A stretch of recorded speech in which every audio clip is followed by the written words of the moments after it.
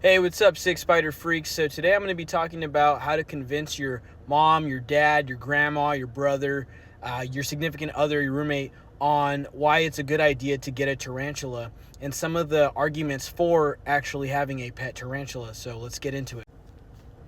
So one of the first things that you can tell your person that you're trying to convince about why you should get a tarantula is that they're actually pretty low maintenance.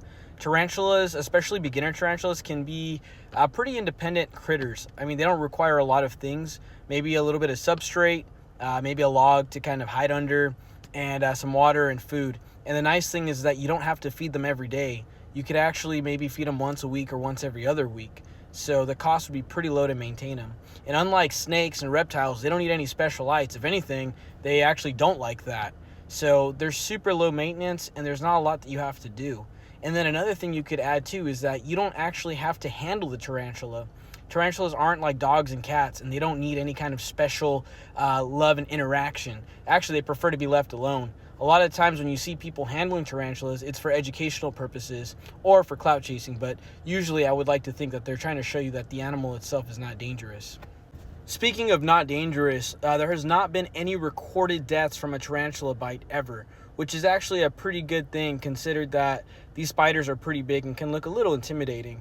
But that's another pro on your side. Actually, more people die from dog bites every year than spider bites in general. So really, there's no base argument in saying, oh, that thing's going to kill me if it gets out or anything like that. Again, some tarantulas do have venom that are pretty painful, I guess, and maybe have some lifelong effects. But especially if you're a beginner, you'd probably get something a little bit more docile, like an Aphonopelma species, which venom is extremely mild and no worse than a bee sting if it does bite. And yeah, there are some tarantulas that can flick urticating hairs, but again, you're not going to die if you get some of those hairs in you. You'll just be extremely itchy and uncomfortable for a while. So the last argument that I want to provide for you guys is that tarantulas are really long-lived. Female tarantulas, depending on the species, can go anywhere from 20 to 30 years, which is pretty long, especially considering dogs only live up to 12 years on average. So you could have a tarantula for a very long time if you take proper care of it, especially the desert-dwelling species. So to sum it all up, tarantulas are pretty easy to keep.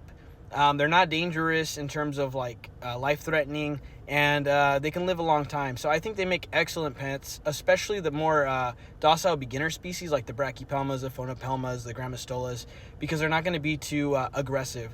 Yeah, there are some tarantulas that require a little bit more. There's always exceptions to the rule, but if you start with a beginner tarantula, you should be totally fine. And again, you don't have to actually handle the tarantula. So if you yourself are an arachnophobe and you just want a critter to kind of look at, they make perfect pets. They're basically glorified pet rocks.